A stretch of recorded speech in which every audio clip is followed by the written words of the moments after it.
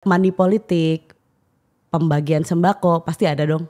Orang ibunya sudah meninggal karena merasa nanti misalnya sayang suara ibunya digunakan, anaknya yang datang. Itu kalau dijadikan temuan atau laporan itu Menjadi menarik adalah karena ada calon independen nih Ya. di DKI, begitu kan ya Bang. Dan kemarin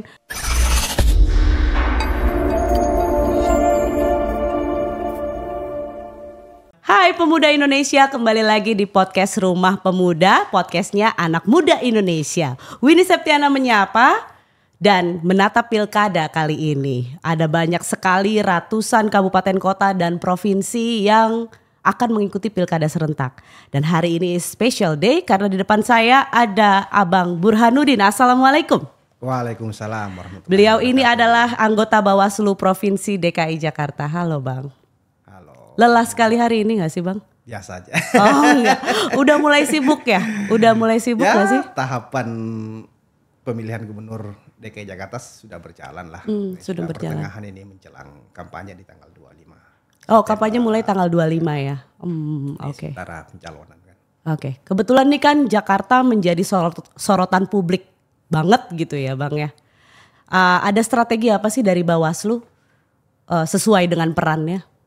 Iya, Jakarta ini walaupun memang ibu kota negara sekarang ke IKN, tetapi Jakarta ini kan masih menjadi barometer politik Indonesia. Oh iya. Ini masih menjadi barometer politik Indonesia dan saya kira ini masih menjadi sorotan di pilkada di seluruh Indonesia. Jakarta kalau kemudian kita lihat tiap hari di TV, kalau yang lain hanya sekali disorot, Jakarta tuh live terus semua stasiun TV. Jadi Jakarta ini masih menjadi sorotan terkait dengan apalagi pelaksanaan pilkada DKI Jakarta. Oke, maka Bawaslu punya strategi apa nih? Ya kalau Bawaslu ini kan bekerja berdasarkan peraturan perundang-undangan ya. Hari ini pilkada berarti kami menggunakan Undang-Undang 10 2016. Itu yang mengatur terkait dengan pelaksanaan pemilihan gubernur dan wakil gubernur, termasuk bupati dan wali kota. Bawaslu ini diberikan tugas oleh Undang-Undang Pemilu, Undang-Undang 7 tahun 2017 itu melakukan pencegahan. Pencegahan apa? Pencegahan terhadap seluruh tahapan pelaksanaan pilkada yang sedang berlangsung. Diberikan tugas untuk melakukan pengawasan terhadap seluruh tahapan pilkada. Diberikan tugas untuk menyelesaikan sengketa proses yang terhadap seluruh tahapan yang sedang berlangsung. Kalau ada merasa tidak puas terkait dengan kerja-kerja KPU dalam proses itu, dia boleh mengajukan sengketa ke Bawaslu. Oh, di situ Misalnya peran dalam hal Bawaslu. Pencalonan misalnya kemarin, ada misalnya calon perseorangan dinyatakan tidak memenuhi syarat permen, dia mengajukan sengketa proses ke Bawaslu. Ada mediasinya atau kalau enggak kemudian nanti adjudikasinya. Seperti itu. Bawaslu juga ini punya tugas untuk melakukan penindakan terhadap dugaan pelanggaran yang terjadi. Nah, itu tugasnya Bawaslu yang diberikan oleh Undang-Undang Pemilu. Kalau tadi sengketa hasil nanti ada di Mahkamah Konstitusi. Di Bawaslu hanya sengketa proses. Ini tugasnya Bawaslu sebenarnya berat. Tugas kami karena memang kita diberikan tugas 4 item tadi untuk seluruh tahapan pilkada DKI Jakarta. Maka dalam proses yang sedang berjalan ini kami terus melakukan pencegahan agar tidak terjadi dugaan pelanggaran. Kami terus melakukan pengawasan untuk memastikan bahwa teman-teman KPU ini bekerja sesuai dengan tata cara dan prosedur dalam pelaksanaan pilkada DKI Jakarta. Oke, daging semua nih Bang. Tapi izin Bang, boleh dideketin mic-nya? Nah, menarik Jakarta adalah kemarin ini Jakarta nih sekarang ada 3 ya calon gubernurnya ya Bang ya? 3 paslon. Sementara ini ada 3 yang mendaftar. Oh iya, dan sudah ditutup pendaftarannya kan ya? Sudah ditutup, ini sudah dilakukan penelitian administrasi. Hari ini administrasinya kemudian diumumkan, tadi di KPU sudah diumumkan, nanti akan ada penetapan di tanggal 22 September. Siapa yang akan berkontestasi, siapa yang akan ditetapkan di antara 3 itu, nanti di tanggal 22 September berarti baru ditetapkan. Kalau hari ini belum tentu? Belum. gitu. Tadi baru diumumkan hasil verifikasi penelitian administrasinya. Diumumkannya? Ditetapkannya nanti tanggal 22 September. Jadi tadi diumumin apanya tuh? Hasil penelitian berkas administrasinya, apakah syarat ijazahnya memenuhi, ada delegasi lisir, apakah dia ada surat pilotnya, kayak itu syarat-syarat administrasi lah. Apakah dia misalnya tadi sudah mengajukan LHKPN, apakah sudah mengungkap LHKPN dan sebagainya. Itu syarat administrasi yang harus salah satunya yang harus dipenuhi oleh calon gubernur dan wakil gubernur. Oke. menjadi menarik adalah karena ada calon independen nih Ya. di DKI, begitu kan ya Bang. Dan kemarin sempat terjadi kalau anak Gen Z ngomongnya hiri-hiri, padahal huru-hara gitu. Apa itu hiri-hiri? Huru-hara sebenarnya, tapi diplesetin jadi hiri-hiri. Enggak, huru-hara aja. Karena ada pengumpulan KTP kan. Winnie mau nanya ke sininya. Peran Bawaslu apa sih terhadap pengumpulan KTP itu? Bawaslu tidak punya peran dalam pengumpulan KTP. Justru Tapi lebih begini, dalam proses pelaksanaan pemilihan gubernur DKI Jakarta, kalau khusus di DKI Jakarta itu untuk menjadi calon independen itu harus mengumpulkan minimal 618.000 sekian dukungan KTP? Dukungan KTP masyarakat Jakarta. 618.000 sekian. Oke. Karena kan jumlah DPT di Jakarta kan sekitar 8 jutaan lebih. Mengumpulkan segitu, maka calon independen ini kan harus mengumpulkan dukungan. Selain KTP, dia harus mendapatkan surat pernyataan dukungan dari warga DKI Jakarta yang memiliki hak pilih. Itu yang dilakukan oleh calon perseorangan yang mendaftar di DKI Jakarta. Itu sudah dilakukan permin pertama.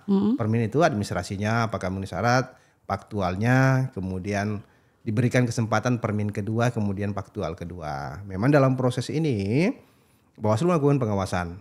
Tapi tadi kemampuan Bawaslu ini kan terbatas juga untuk melakukan pengawasan terhadap verifikasi administrasi dan faktual. Tapi dalam proses itu kami menemukan ada yang kemudian jajaran pengawas pemilu kami dicatut.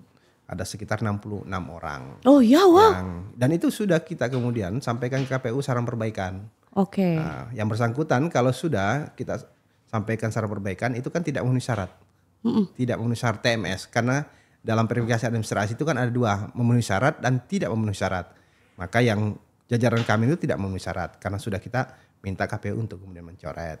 Nah, dalam proses ini kan kita dengar setelah diumumkan yang bersangkutan memiliki dukungan dari penduduk Jakarta, warga yang memiliki hak pilih itu sekitar 678.000 sekian lah, melebihi dari syarat minimal tadi. Which is kemudian lebih ya. Muncullah kemudian laporan ke Bawaslu, ada 8 laporan. Kemudian ada juga yang memberikan informasi lewat WA, media center, website dan sebagainya ke Bawaslu DKI Jakarta sekitar 403 orang. Nah itulah yang kemudian juga kami sampaikan KPU untuk lakukan saran perbaikan untuk dicoret yang bersangkutan kalau memang dia dinyatakan tidak mendukung calon perseorangan ini.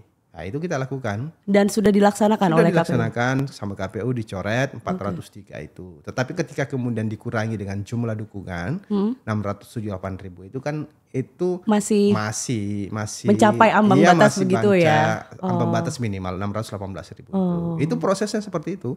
Dalam hal penanganan pelanggaran dilakukan Bawaslu terhadap laporan itu 8 laporan itu juga ditangani oleh Bawaslu. Tapi memang terkait dengan pidana pemilunya, karena Bawaslu ini kan tidak bekerja sendiri dalam hal memastikan bahwa ini tindak pidana pemilu atau tidak. Oh, tidak berdiri sendiri ya? Ada polisi, ada jaksa. Karena kami kan ada namanya sentra penegakan hukum terpadu. Nah, itu ketika kemudian dilakukan penanganan, dilakukan klarifikasi, kemudian dikaji dan sebagainya, ya dianggap ini tidak memenuhi 2 alat bukti sehingga kemudian tidak bisa ditingkatkan di tingkat penyidikan di Polda Metro Jaya. Jadi tidak ditemukan tindak pidana pemilunya di situ. Jadi secara proses sebenarnya Bawaslu ini sudah melakukan tugasnya.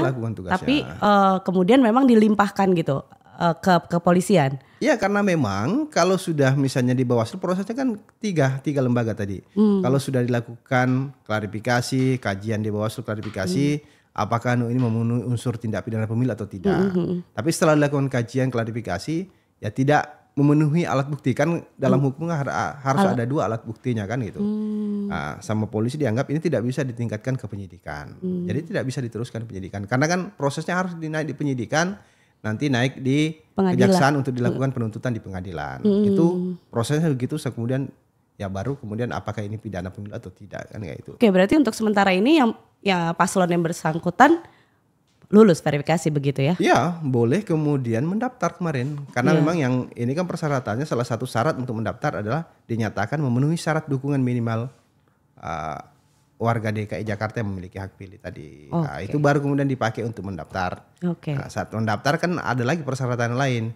Ada ijazahnya, ada surat pilotnya, ada kemudian laporan LHKPN-nya dan lain-lain. Oke. Nah, setelah tanggal 22 nih peran Bawaslu mungkin menjadi edukasi juga bagi para kaum muda yang mau ikut berkampanye dan mendukung salah satu paslon begitu ya. Sebenarnya tempat-tempat apa aja sih, Bang, yang tidak boleh digunakan untuk kampanye? Oke, sebelum masuk kampanye saya juga bicara dulu nih. Ini tahapan pilkada ini kan banyak. Oke. Pencalonan sedang berjalan. Pemutakhiran data pemilih sudah selesai, hari ini masuk dalam penyusunan daftar pemilih sementara hasil perbaikan supaya kita nggak luput. Karena untuk memilih di tanggal 27 November nanti harus ada data pemilih.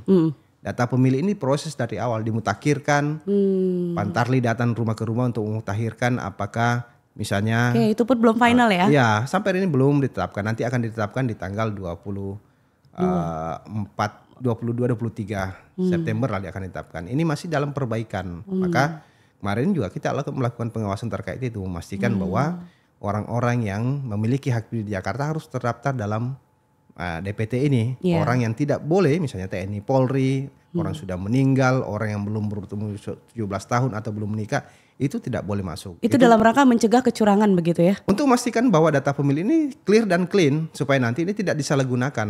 Oh ya. Data pemilih tidak disalahgunakan. Kalau misalnya masih orang meninggal masuk kan bisa saja nanti orang ibunya yang gantiin gitu ya? Iya, yang gantiin. Itu kan pidana pemilu kalau digantiin. Oke. Orang ibunya sudah meninggal karena merasa nanti misalnya sayang suara ibunya digunakan, anaknya yang datang. Itu kalau dijadikan temuan atau laporan itu pidana pemilu kalau ditangani oleh Bawaslu. Untuk mencegah hal-hal yang tidak inginkan, maka kita ingin memastikan bahwa data pemilih yang akan ditetapkan nanti ini itu harus clear dan clean. Maka kenapa penting kita sampaikan ke publik agar masyarakat juga ikut melakukan pengawasan. Tadi Bawaslu ini tidak cukup sampai ke rumah-rumah untuk melakukan pengawasan. Publik juga harus berpartisipasi. Ya. Melaporkan ada tetangganya, anaknya dan sebagainya misalnya yang belum terdaftar, sampaikan ke jajaran pengawas pemilu atau langsung ke KPU. Melaporkan ke Bawaslu tuh sifatnya boleh personal, boleh perorangan. Boleh. Enggak kalau harus. Hanya misalnya soal data pemilih sampaikan langsung. By Okay. WA Center juga bisa. Oke. Supaya kita sampaikan masukkan nama ini belum terdaftar, ini sudah meninggal, ini TNI Polri supaya dicoret dan sebagainya. Ini butuh peran seluruh warga DKI Jakarta untuk memastikan itu, tidak hanya KPU dan Bawaslu tapi seluruh masyarakat Jakarta harus ikut andil supaya data pemilihnya bagus tadi kan itu. Oke. Masuk ke kampanye. Kampanye pilkada DKI Jakarta ini kan tadi nanti penetapan calon gubernur dan wakil gubernur DKI Jakarta itu di tanggal 22 September. Ya. 23 itu masuk masa kampanye. Nomor urut. Nomor urut. Nomor urut calon. Oke, 1, 2 dan 3 berarti. Tanggal 24 itu mungkin nanti kita ada deklarasi damai. Bawaslu akan melakukan deklarasi damai nanti 24 September. Itu salah satu tugas Bawaslu juga ya? Ya, kita harus pastikan pilkada ini damai, maka kita harus membuat komitmen. Nanti kami akan lakukan deklarasi damai di TPRI Jakarta. Kita akan mengundang sekitar 800 orang nanti. Di tanggal 24 tuh? 24. 25 itu sudah masuk dalam kampanye. Masuk kampanye sampai tanggal 24 November. 25 September sampai tanggal 24 November itu masa kampanye. 2 bulan berarti ya? Itu sudah ranahnya Bawaslu semua di situ. Karena tadi kalau ditanya kira-kira dalam proses kampanye ini tempat-tempat mana saja yang dilarang, saya kira di undang-undang jelas tempat yang dilarang adalah tempat-tempat misalnya tempat ibadah. Kalau di Jakarta ini kan nanti akan diatur nih. Ini kan belum diatur tempat-tempat mana yang dilarang untuk kampanye, jalan protokol mana dan sebagainya nanti akan diatur dulu di pemilu diatur. Tetapi yang jelas kantor-kantor pemerintah dilarang untuk dilakukan kampanye. Tempat ibadah dilarang. Tempat pendidikan boleh dilakukan kampanye tapi sifatnya terbatas, diskusi visi, tidak kemudian mengumpulkan massa dan sebagainya berorasi. Tapi semacam diskusi lah pendidikan politik dalam kampus boleh dilakukan. Boleh. Tapi di auditorium kampus gitu. Dalam bentuk pendidikan politik, diskusi, bukan untuk orasi misalnya mengumpulkan kampanye kayak terbuka kan, tidak ada kampanye terbuka dalam pilkada itu kan. Oke. Berarti tadi di tempat ibadah, kemudian di jalan-jalan protokol. Nanti jalan-jalan protokol itu dibolehkan, tapi yang titiknya nanti ada SKKPU-nya. Ada SK. Dalam protokol mana di DKIT dilarang untuk dipasang alat peraga kampanye, dipasang ini itu ada. Biasanya kalau belajar dari pemilu kemarin yang dilarang itu adalah JPO, kemudian pembatas jalan, kemudian jalan-jalan protokol di Jakarta ini banyak yang dilarang.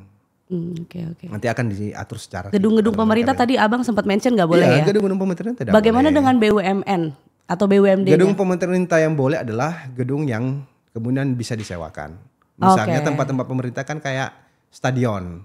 Nah, itu kan punya pemerintah, tapi kalau yang bersangkutan kemudian mengizinkan disewa dan sebagainya boleh. Oke. Di Jakarta nih ada nih kantor pos kan BUMN ya? Ya. Nah terus ada tempat yang dikomersilkan. Itu boleh ya? Ya kalau mendapat izin dan kemudian dikomersilkan boleh. Tapi harus ada izin. Tadi harus izin. Di kemudian hari nggak akan dituntut orang untuk ke Bawaslu gitu kan ya? Iya kalau dituntut kan nanti kita bisa dijelaskan. Nah ini boleh. Nanti makanya kan tempat pemerintah yang diperbolehkan itu misalnya kayak taman apa? Misalnya kayak taman terbuka. apa?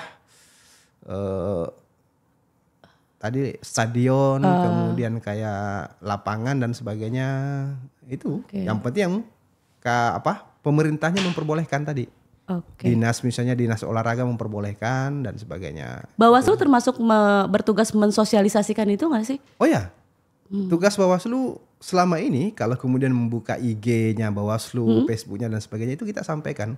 Di situ disampaikan larangan-larangan yang tidak diperbolehkan dalam pelaksanaan kampanye dan sebagainya. Itu diperbolehkan untuk mengedukasi masyarakat supaya tidak ikut terlibat misalnya dalam melakukan pelanggaran terhadap pelaksanaan pilkada. Iya. Abang Burhanuddin ini kan sudah periode kedua ya di Bawaslu DKI. Artinya sudah punya pengalaman di pilkada sebelumnya begitu? Saya punya pengalaman melakukan pengawasan pemilu dan pilkada DKI Jakarta sejak tahun 2012. Wah, oke. Saya pernah jadi Panwas Jakarta Pusat. Masih Panwas, belum Bawaslu, ad hoc Jakarta Pusat. Kemudian saya pernah tim asistensi semacam TA di Bawaslu Provinsi. Selama beberapa tahun lah, setelah itu jadi komisioner. Ini periode kedua. Oke, artinya udah hatam dan paham betul gitu apa saja sih masalah-masalah sudah bisa mengindikasi lah gitu. Ya, memetakan soal kerawanan di DKI aja kan ya kita bisa memetakan lah, kita sudah bisa memetakan artinya, tetapi urusan pemilu pilkada ini kan regulasinya selalu berbeda-beda. Selalu berubah-ubah urusan pemilu dan pilkada. Tetapi memetakan sebuah kerawanan, saya kira Bawaslu punya tugas juga itu karena memang diamanatkan oleh undang untuk memetakan kerawanan pemilu atau pilkada. Nah, di pilkada ini kami sudah launching pemetaan kerawanan pilkada DKI Jakarta. Kami kemarin launching beberapa misalnya pemetaan yang paling rawan kami anggap itu adalah rawan tinggi adalah kampanye. Kampanye kami anggap rawan tinggi ya, di DKI Jakarta ini itu kita anggap. Nah, kemarin Bawaslu juga sudah launching terkait dengan pemetaan kerawanan pilkada se-Indonesia. DKI Jakarta menempati tertinggi di dimensi sosial politiknya. Jadi ada beberapa dimensi penyelenggaraan, sosial politik, kemudian dimensi beberapa dimensi itu. Menarik Jakarta, nih, dimensi sosial politik maksudnya gimana? Dimensi sosial politik itu ya karena Jakarta ini kan urban ya. Tempatnya tadi ini barometer, tempatnya para pelaku politik di sini, baik nasional, pusat dan semua ada di sini berkumpul. Maka kandangnya para pelaku politik. Para pelaku politik, semua kantor-kantor pemerintah di sini, pusat semua di sini, pelaku tokoh-tokoh politik di sini. Maka Jakarta ini secara sosial politik ya dianggap rawan tinggi karena semua bisa ikut terlibat di DKI Jakarta. Karena gampang, karena semua pusatnya ada di sini, tidak perlu terbang, tinggal naik motor, jalan kaki sudah. Maka tantangan juga nih terhadap Bawaslu DKI-nya gitu kan ya. Iya, ini tantangan. Beban kerjanya. Tantangan bagi kita, maka Bawaslu ini selalu melakukan sosialisasi, menyampaikan ke masyarakat bahwa pelaksanaan pilkada ini sebenarnya bisa kemudian berjalan secara baik kalau kemudian masyarakat Jakarta juga ikut terlibat, maksudnya terlibat dalam hal bagaimana menciptakan agar suasana pilkada ini tidak panas dan sebagainya. Tadi boleh saja kemudian kita berbeda pilihan, boleh saja kemudian kita berbeda warna, boleh saja kemudian kita mendukung salah satu pasangan calon, tetapi kita harus mematuhi rambu-rambu yang ada. Jangan kemudian melakukan menghasut, jangan kemudian melakukan penghadangan dalam kampanye, jangan kemudian mencaci, isu sara, isu hoax dan sebagainya. Boleh saja menyampaikan sesuatu tapi terkait dengan gagasan, visi misi dan sebagainya. Maka siapapun yang akan bertarung kalau ini disampaikan visi misi, maka saya kira proses pilkada akan berjalan secara damai dan tidak baik. panas, saya kira tidak gitu. panas dan sebagainya. Wajar saja setiap misalnya kontestan menyampaikan gagasannya, kemudian ini wajar. Tapi kalau kemudian menggiring ke isu sara, isu hoax dan sebagainya, itu kan bisa memperkeruh suasana pilkada kita. Mematuhi rambu-rambu, kemudian berkomitmen untuk damai, Iya. gitu ya. Oke, belajar berkaca dari sebelumnya, Bang. Bagaimana terhadap money politik, pembagian sembako pasti ada dong dari Ya. sebelum-sebelumnya. Nah, untuk menghadapi itu ke depan supaya paling tidak menurun begitu gimana, Bang? Ya, dalam proses kampanye kan yang jelas yang dilarang adalah melakukan money politik. Tadi pembagian sembako, pembagian uang, kemudian melakukan kampanye yang berbentuk menghasut, menghina, itu kan dilarang semua tuh, isu sara dan sebagainya. Kemudian menghalangi pelaksanaan kampanye itu dilarang dan itu ada sanksi pidananya. Di Undang-Undang Pilkada, Undang-Undang 10 2015, sanksi pidana itu ada di pasal 178 sampai di 198. Dan Pidana itu ya? pidananya itu terkait dengan setiap orang. Jadi person setiap orang yang melakukan money politik, setiap orang yang menghalangi, setiap orang yang menghasut dan sebagainya itu terkena pidana pemilu. Jadi setiap orang. Oh, berarti nggak hanya pasangan calon ya, Iya, tapi setiap orang. termasuk tim sesnya juga Ya bisa. setiap orang, bukan tim ses saja. Masyarakat warga negara, warga Oke, Jakarta setiap oke. orang. Karena tadi terkait money politik ya. Iya. Kalau nggak salah itu ada di pasal 185 ayat B kalau salah, A dan B. Itu dinyatakan bahwa dalam hal money politik, pemberi dan bahkan penerima akan terkena sanksi pidana apabila kemudian itu jadi temuan Bawaslu atau dilaporkan oleh pihak-pihak tertentu ke Bawaslu. Kemudian ketika dikaji kemudian memenuhi unsur sebagai tindak pidana, ya itu bisa dinaikkan sebagai tindak pidana, dilakukan penyidikan kemudian penuntutan. Jadi dalam Undang-Undang Pemilu dan Pilkada itu berbeda terkait dengan money politik tadi. Di Undang-Undang Pemilu yang terkena pidana pemilu hanya pemberi. Tapi dalam Undang-Undang Pilkada yang terkena pidana pemilu adalah pemberi dan penerima. Pemberi dan penerima. Iya, jadi warga Jakarta yang nanti kemudian akan menerima money politik misalnya, Iya. ketika menjadi temuan Bawaslu atau dilaporkan oleh setiap orang yang bisa melapor ke Bawaslu, maka kami akan proses sebagai dugaan tindak pidana pemilu. Oke. Peran Bawaslu sampai segitunya ya. Oh berarti? iya, karena itu amanat undang-undang. Oke. Courage tuh semuanya, Bang, terhadap money politik kan pasti akan banyak dong belajar dari pengalaman sebelumnya. Jadi gini, makanya tadi Bawaslu itu selalu intens melakukan sosialisasi, datang ke kampus-kampus, datang ke organisasi, datang ke komunitas-komunitas. Kemarin baru kita datangi 3 kampus, mengumpulkan 300 mahasiswa, Mercu Buana dan Jayabaya. Tujuan kami adalah agar supaya kaum-kaum intelektual ini bisa ikut terlibat berpartisipasi.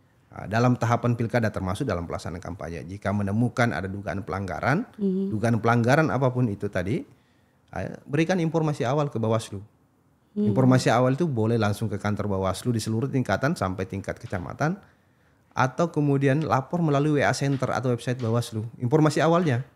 Nanti soal kemudian bukti-buktinya, memastikan benar informasi ini, tugasnya Bawaslu akan turun melakukan penelusuran, memastikan oh benar informasi ini dugaan pelanggaran. Kita akan cari bukti-buktinya, baru kemudian kita akan jadikan temuan. Temuan kemudian kita proses apakah ini tidak pidana pemilu dan sebagainya. Itu yang kita inginkan oleh masyarakat, berpartisipasi. Kalau berani menjadi pelapor, datang langsung ke Bawaslu menjadi ini pelapor. concern ke situ nih Bang. Tetapi ya. Sebagai tadi, masyarakat awam ya. Kita melapor misalnya. Terus kemudian ujungnya nanti kita akan direpotkan nggak untuk jadi saksi misalnya? Ya. Ketika udah diproses sama Bawaslu gitu. Ya, menjadi pelapor di Bawaslu memang kadang orang takut ya, karena kan memang akan diproses. Hampir sama dengan kepolisian. Datang melapor ke Bawaslu harus ngisi POM. Pelapornya siapa? Saya pelapornya. Yang terlapor siapa? Ini. Alamatnya di mana? Apa saja yang dilaporkan? Kronologisnya seperti apa? Apa saja yang dilaporkan? Apa bukti-buktinya? Ya. Nah, dari situ Udah kemudian disertakan nih bukti-bukti misalnya. bukti-buktinya. Dari situ kemudian Bawaslu akan melakukan kajian. Oh, ini sudah memenuhi unsur formil dan materialnya. Karena kita yang bicara hukum. Formilnya terpenuhi, kemudian materialnya terpenuhi, maka kami akan registrasi sebagai laporan resmi. Akan diregistrasi. Setelah dilakukan registrasi, kami akan panggil-panggil pihak-pihak yang Pelapornya kita klarifikasi, Nah. benarkah laporannya ini? Terlapornya kita klarifikasi, kemudian saksi-saksi pelapor dan terlapor juga kita akan panggil.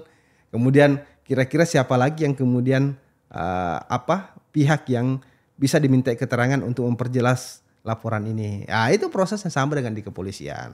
Setelah itu kemudian setelah dilakukan proses itu Bawaslu akan mengkaji, akan melakukan namanya pembahasan pertama. Oke, Bang boleh nggak sih dimotivasi sedikit gitu agar kalau misalnya kita mau jadi pelapor nggak takut, kan banyak masyarakat yang masih takut kan, Ya. nggak nanti repot dijadiin saksi gitu. Ya kalau menjadi pelapor bukan saksi, pelapor kan gitu. Oh, pelapor. Nah, pelapor betul, bukan saksi. Saksinya nanti lain. Oh, iya. Pelapornya misalnya Mbak, Iya. nanti bawa saksinya berapa, 2 atau 3 nanti akan. Ya prosesnya memang begitu, harus dipastikan kalau Mbak berani menjadi pelapor harus berani bertanggung jawab melapor.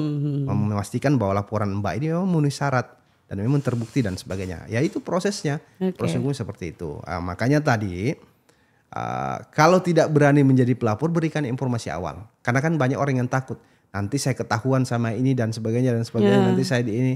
Kita akan memastikan bahwa para pelapor di Bawaslu ini disembunyikan identitasnya. Tapi terkadang ada juga pelapor yang ingin mempublikasikan dirinya bukan urusan kita kan gitu. Iya, Ada juga orang datang ke Bawaslu pengen diketahui bahwa saya pelapornya. Oh, Ya, justru bukan dia malah urusan kita. selfie. Ya enggak. Kalau di Ini kita, kepada orang yang takut sih pertanyaan saya. Jangan takut untuk melapor. kalau di kita ya identitasnya akan disembunyikan. Oh, oke. Kecuali yang bersangkutan sendiri yang akan mempublikasikan dirinya sebagai emang pelapor.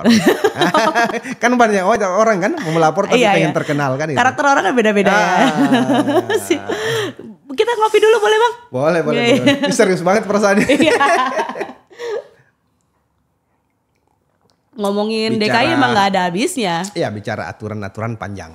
Iya. Dan memang Dan fenomena yang terjadi baru-baru ini adalah terhadap RK begitu ya. Kemarin kan adanya penolakan dari Jakmania, Jatinegara, itu saya baca di berita ya, Ya. Bang ya.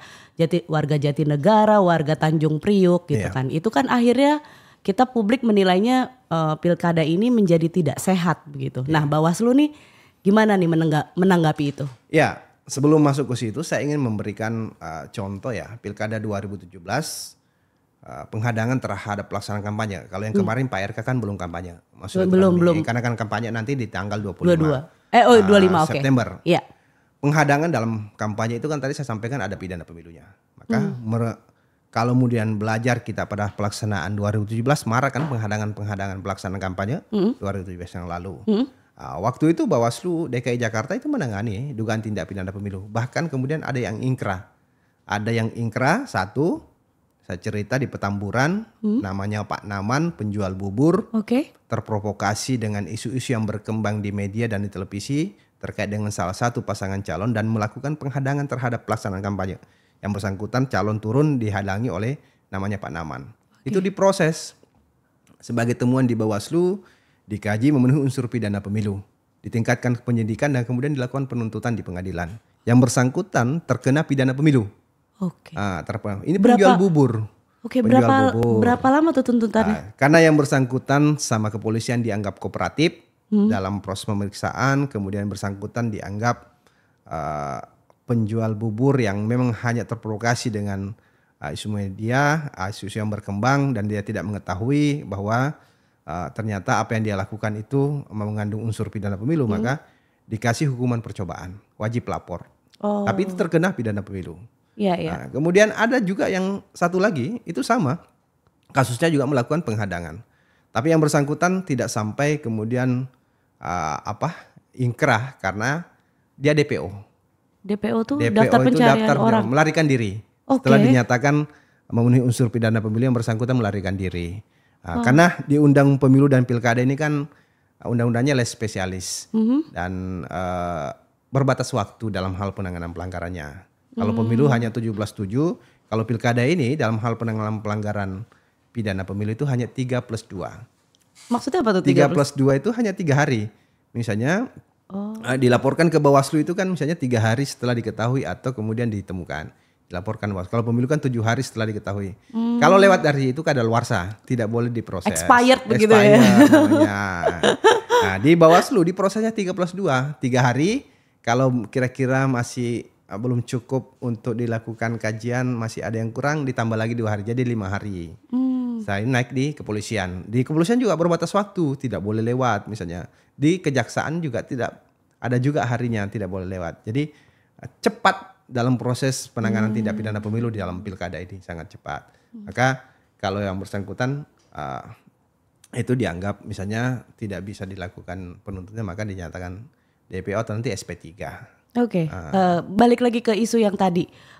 Berarti kan belum kan proses kampanyenya kan belum Pak RK ini datang ke tempat-tempat yang tadi udah Winnie sebutin gitu ya.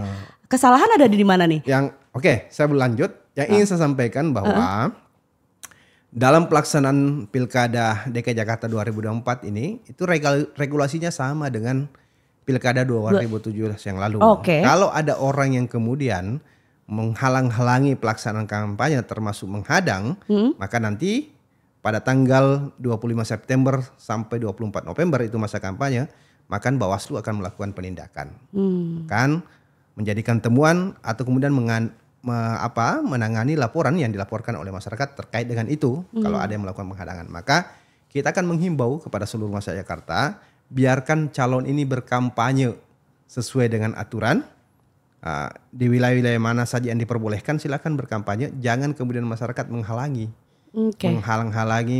pelaksanaan kampanye karena itu ada tindak pidana pemilunya. Terhadap yang kemarin yang ada di media, Bawaslu sudah menegur kepada siapa tuh? Yang menghadang atau kepada kalau yang kemarin ini kan pasangan ini kan calonnya? belum ada pasangan calon di DKI. Kan nanti akan ditetapkan calon gubernur di tanggal 22 Maka September. secara Aturannya belum ada. Calon gubernur itu kan nanti adanya di 22 September. Yang sekarang ini baru bakal calon. Jadi bakal calon, belum ada calon gubernur. Baru bakal calon. Mereka melakukan sosialisasi, ini namanya sosialisasi lah sebagai bakal calon. Tapi itu belum diatur dalam aturan. Aturannya nanti. Berarti tidak ada aturan yang dilanggar. Ketika nanti dia ditetapkan di 22 September, kemudian masuk kampanye, itu baru kemudian berlaku aturan tadi. Kalau yang kemarin ini kan mereka sosialisasi, kemudian ada yang kemudian mencoba untuk menghalangi, tapi saya kira kemarin selesai semua mereka ternyata bisa ketemu gitu kan.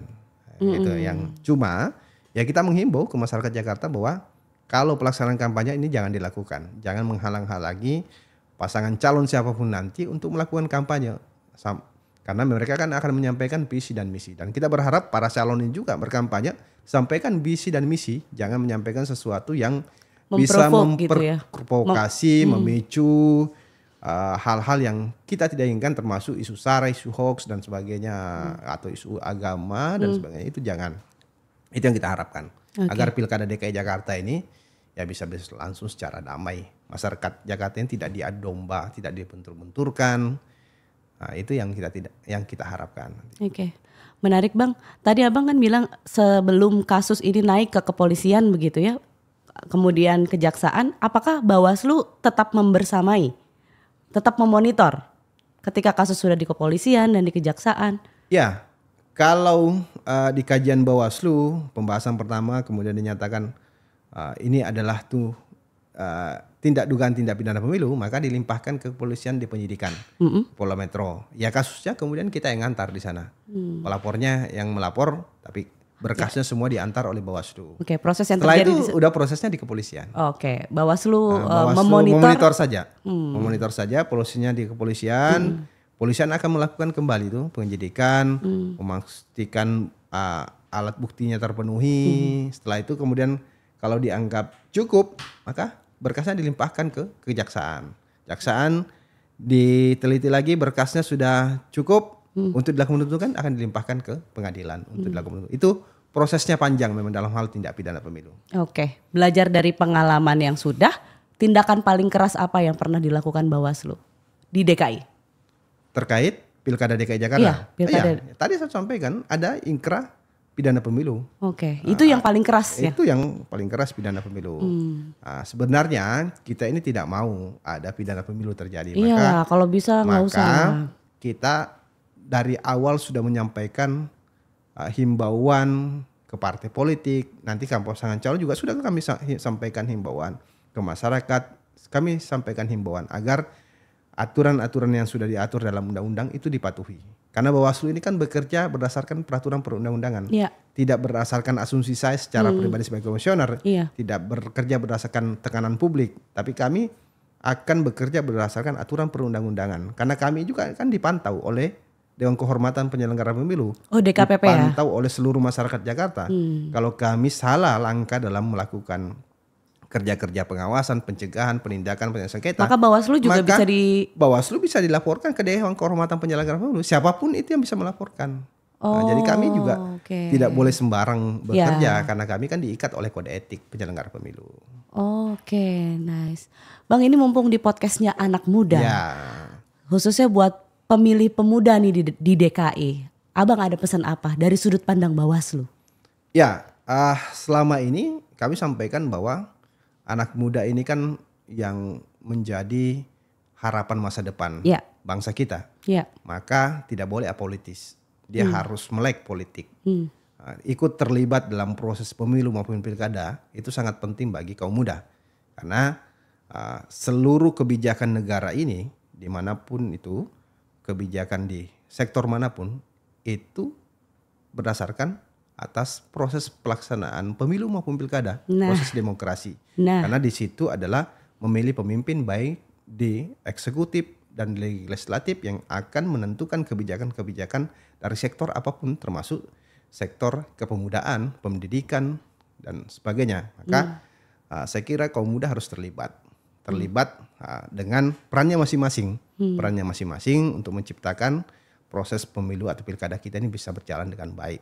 Tadi kalau kira-kira memang masih independen, ya ikut bagian dari bagaimana menciptakan suasana pelaksanaan pilkada kita ini agar itu berjalan sesuai dengan relnya. Jangan melakukan provokasi, jangan ikut menyebar hoax, jangan ikut melakukan menyampaikan ujaran kebencian. Ini kan yang paling kita takutkan adalah generasi saat kita ini menyebarkan sesuatu yang kebenarannya dipertanyakan.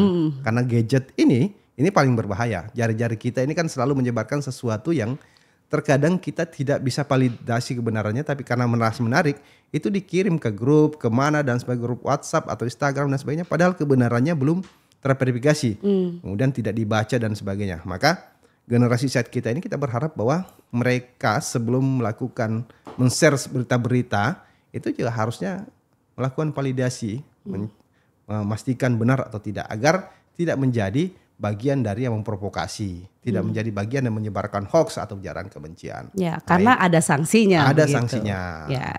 Kita berharap Gen Z kita ini ya harus paham betul bahwa proses demokrasi ini kan memang proses yang sudah diatur begitu rigid di negara kita. Setiap 5 tahun ada pemilu, setiap 5 tahun ada pilkada, dan itu proses yang biasa. Ada calon yang berkontestasi, ya tujuannya sama. Mereka ingin menjadi pemimpin yang akan memberikan misalnya menjanjikan soal bagaimana masyarakatnya sejahtera dan sebagainya. Ya, intinya memajukan kotanya lah pasti. Semuanya sama. Memang polanya berbeda saja. Oke, itu peran kecil dan sederhana yang bisa dilakukan anak muda sebenarnya. Oke, Bang, boleh salam pemuda, Bang? Salam pemuda, speed, smart, solid. Salam pemuda, speed, smart, solid. Thank you ya, Bang. Bye.